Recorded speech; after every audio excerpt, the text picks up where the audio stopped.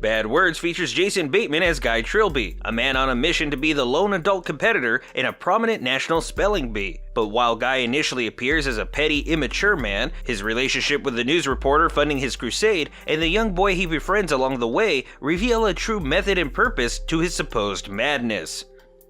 Greetings, Cinemaniacs, I'm Cinemedico Magnifico of AmoralCrackpot.com, and welcome to the Nightly Chill.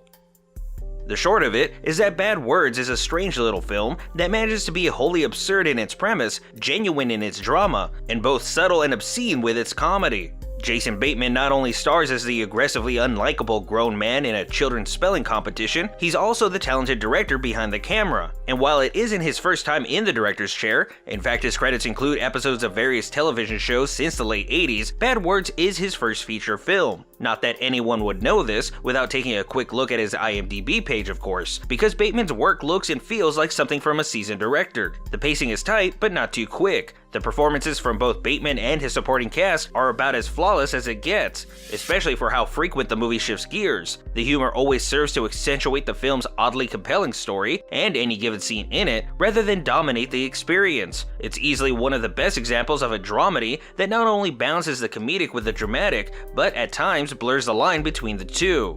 Of course, Bateman didn't manage all of this on his own. It certainly helps that he had a great cast who could not only bring out the best of the material given to them, but handle those aforementioned frequent gear shifts. For example, there's a point in Bad Words where Catherine Hahn's Jenny Widgeon, the reporter backing and covering Guy's mysterious crusade, attempts to confront Guy about some information she's gathered regarding his story. This is a very brief scene set in a stairwell outside the hotel where they're both staying. Guy is looking to return to his room for the night, and Jenny is there waiting for him to return. But rather than having some heated conversation that devolves into an argument or some heartfelt moment where the two grow closer, the whole thing is quickly resolved by Guy's desire to avoid the whole thing altogether. But in this brief exchange, Hahn impressively expresses the entire spectrum of human emotion. She starts off anxiously excited to share what she's learned, but she's also concerned with how Guy might react. And as the scene plays out, she grows hurt by his refusal to talk to her, not just upset or insulted, but wounded by the way he makes it clear that he's willing to use her, but not listen to what she has to say. She's not just the selfish reporter looking for a story, nor is she some love-struck puppy chasing after the bad boy with a mysterious past.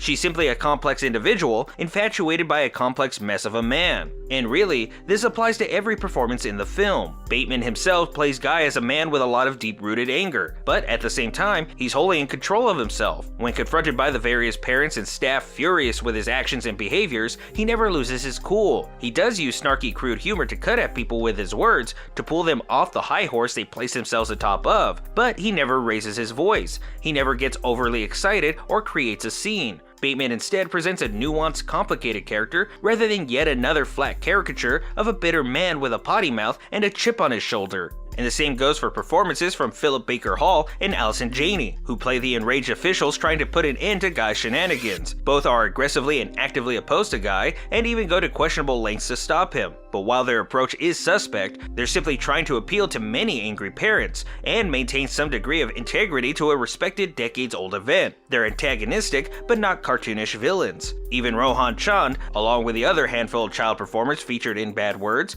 get a lot of mileage from their limited experience. Chand is the sweet, innocent boy who befriends Guy, but while he's young and naive, he's not impishly so. He's not put off by Guy's nasty attitude or swearing. He's not closed-minded or prudish. He's just a smart, curious 10-year-old boy hoping to make a friend.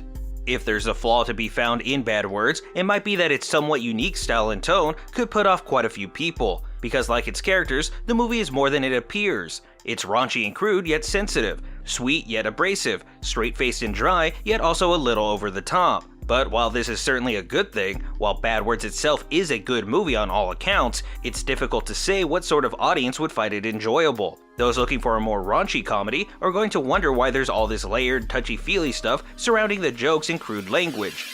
Those invested in the mystery of Guy, the drama around him, and the odd but touching friendship at the center of it all are likely to be put off by the abundant, crude language and humor. But if you're looking for a movie with a good heart, a rough exterior, and a healthy dose of self-awareness, then I suggest you chill with Bad Words.